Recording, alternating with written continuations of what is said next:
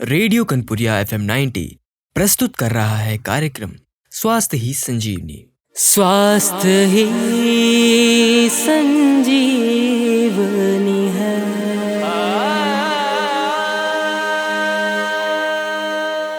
This program is sponsored by Amrita clinic by gynecologist doctor Amrita Saha. आज भी हमारे समाज में देखने को मिलता है जहां महिलाएं अपने परिवार बच्चों को संभालने में खुद के स्वास्थ्य को भूल जाती हैं। पिछले एपिसोड में आपने जाना कि रजनी गर्भ से है और वो एनीमिक भी है और उसके पहले से 2 बच्चे हैं जो कि कुपोषण का शिकार हैं। डॉक्टर धरा रजनी को महिलाओं के सहयोग से अस्पताल ले तो गई हैं, लेकिन अब आगे डॉक्टर धरा क्या करने वाली हैं, सुनते हैं आगे। मैं अस्पताल से एम्बुलेंस बुला रजनी को अस्पताल ले गई और उसे अपने केबिन में बिठाया। निर्मल से बोल अनार के जूस और कुछ फल रजनी को खाने के लिए दिए। रजनी थोड़ा शर्मा रही थी। मैंने कहा, शर्माओ नहीं, ये तुम्हारे लिए है, तुम खाओ। मेरी ये बात सुन रजनी ने कहा, मैडम जी मैं इसे रख लेती हूँ, घर पर खा लूंगी। रजनी की ये बात सुन मैं समझ गई कि उसे अपने बच्चों का ख्याल आया है। मैंने कहा, क्या तुम चाहती हो कि जो तुम्हारे पेट में बच्चा पल रहा है वो भी तुम्हारे दोनों बच्चों की तरह हो?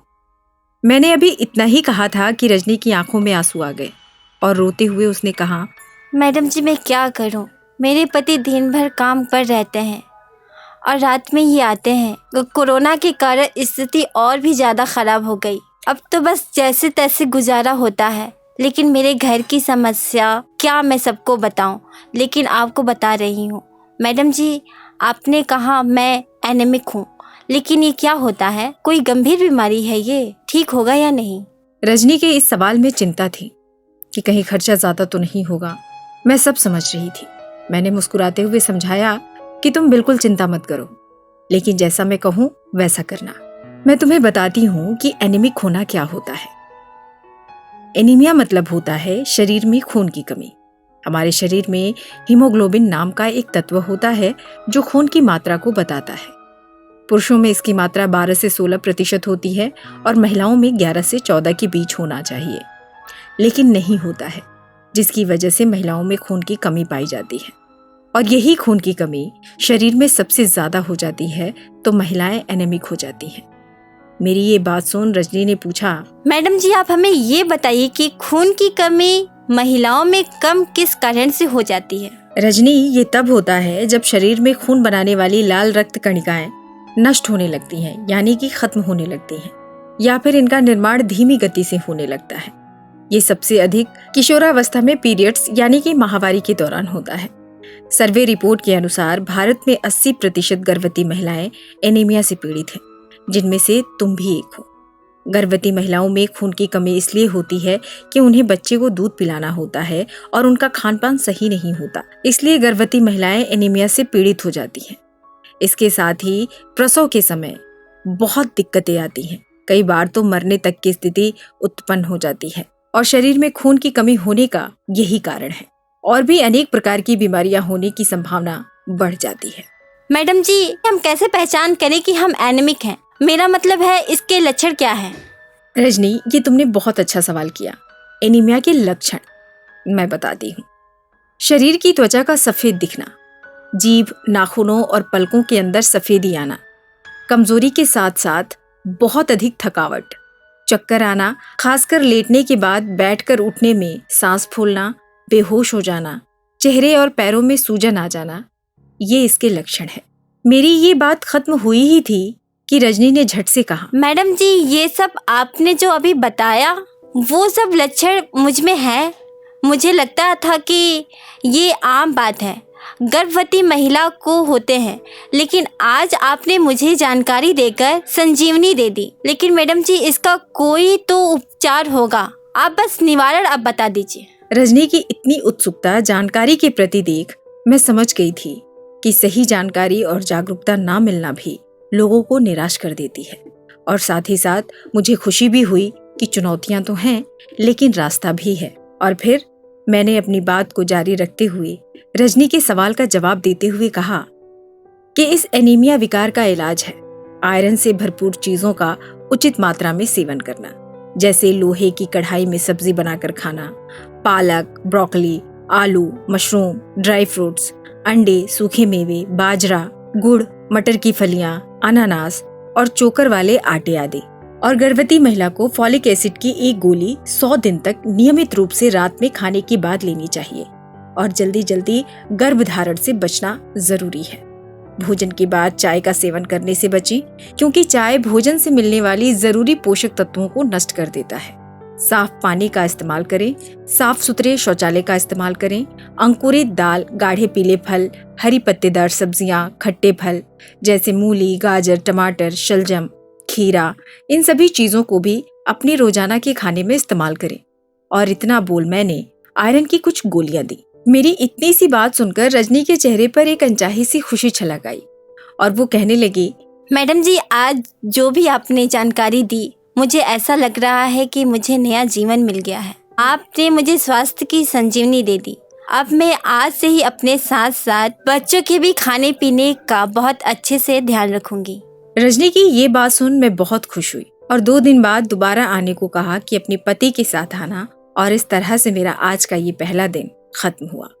रजनी के साथ मैं भी अपने घर की ओर चल पड़ी, इस उम्मीद में कि कल एक नई चुनौती होगी और नए रास्ते होंगे। रजनी और मैं साथ में निकले हॉस्पिटल से घर जाने के लिए। रजनी को निर्मल से बोलकर घर भिजवा दिया और मैं बस का इंतजार करने लगी।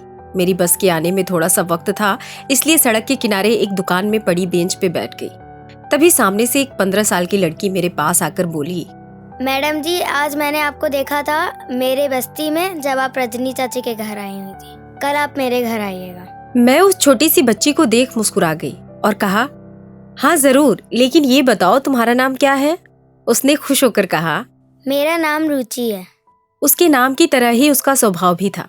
मैंने कहा, तुम पढ़ती हो? हाँ, मैं 10 में हूँ। ये सुन मैंने कहा, तुम्हारे पिताजी क्या करते हैं?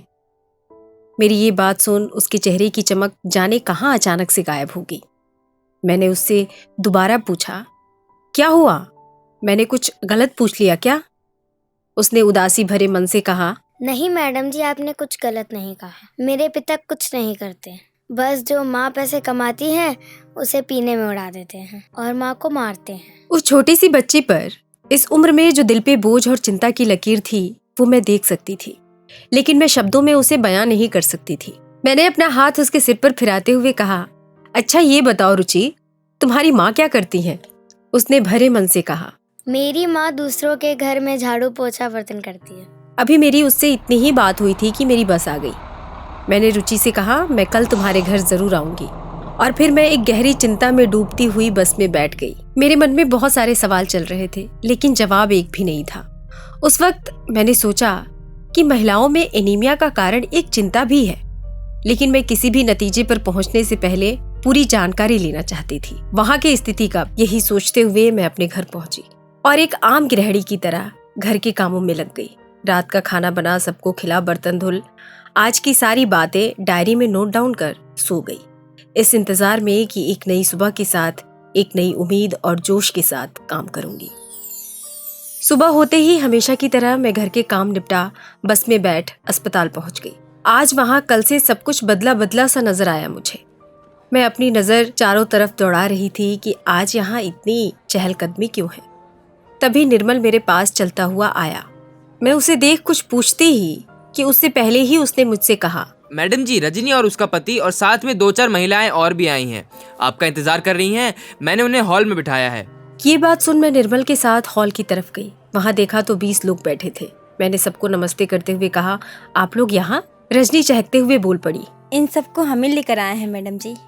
मेरी नजर कोने में एक लड़की पर पड़ी। वो रुचि थी।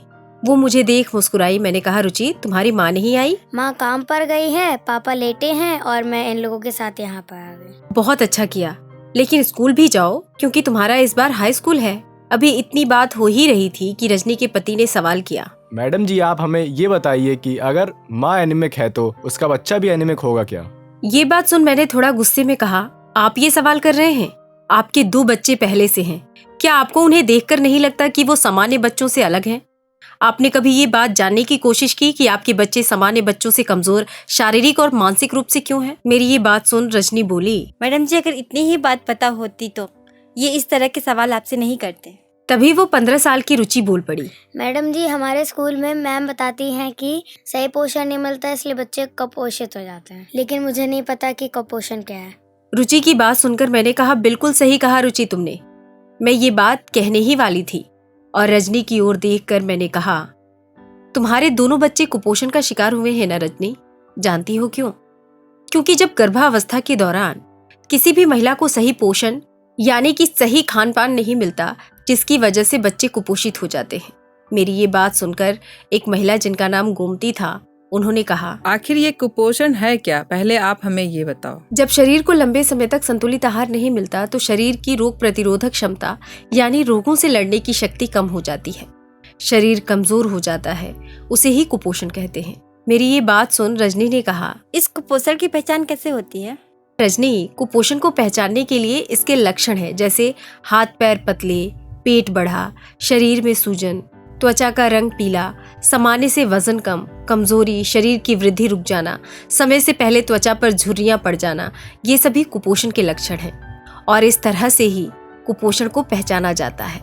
और मैं आप सभी को ये भी बता दूं कि संयुक्त राष्ट्र अमेरिका के सर्वे की रिपोर्ट के मुताबिक भारत में हर साल कुपोषण के कारण मरने वाले 5 साल से कम उम्र वाले बच्चों की संख्या 10 लाख से भी ज्यादा है। राजस्थान और मध्य प्रदेश में किए गए सर्वे में ये पाया गया है कि आज भी भूखमरी के कारण कई बच्चे अपनी जान गंवा रहे हैं। ACF की रिपोर्ट बताती है कि भारत में कुपोषण जितनी बड़ी समस्या पूरे दक्षिण एशिया में और कहीं नहीं है। मेरी इतनी बात सुनते ही शिवरानी चाची कहने लगी, आपकी बात तो सही है मैडम जी, लेकिन हम गरीब लोग तो पढ़े लिखे हैं नहीं, इन सब बात को समझ कैसे सकेंगे? मैंने कहा, इस बात को समझने के लिए पढ़ने लिखने की जरूरत नहीं है चाची, जानकारी की जरूरत है जो मैं आपको दे रही हूँ और आपका काम है जागरूक होना। क्योंकि अगर आपको पूरी जानकारी है और उसके प्रति लोग जागरूक नहीं है तो कुछ नहीं हो सकता, और यदि कम जानकारी है और लोग जागरूक हैं तो बहुत कुछ हो सकता है, एक बड़ा बदलाव लाया जा सकता है। तभी रजनी बोल पड़ी, मैडम जी, इस कुपोषण जैसी भयानक बीमारी से निपटने के लिए हमें क्या करना चाहिए? मैं जिस मौके की तलाश कर रही थी, रजनी ने मुझे वो मौका दिया। मैंने कहा, आप लोगों को अगर स्वास्थ्य से जुड़ी कोई भी समस्या है तो आप हमें बताएं अस्पताल आकर, और मैं पूरी सहायता करूंगी आपकी बस्ती में, आपके घर घर आकर। मेरी ये बात सुन रजनी के पति ने कहा, मैडम जी, क्यों ना आप हमारी बस्ती में मीटिंग कर सबको जानकारी दें ताकि हम भी बदलाव ला सकें। मैंने बिना देरी किए कहा, हाँ जरूर, मैं कल से ही आपके यहाँ मीटिंग करना शुरू करूंगी।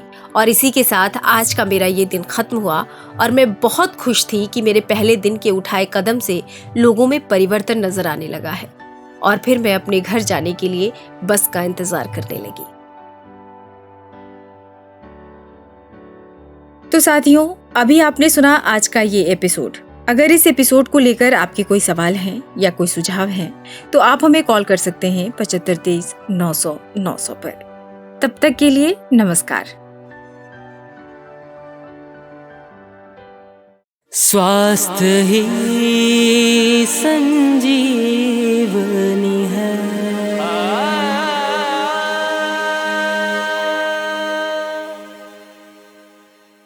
This program is sponsored by Amrita Clinic by gynecologist Dr. Amrita Saha. Radio Kanpuriya 90.0 FM, radio Kanpuriya 90.0 FM लगा के रेडियो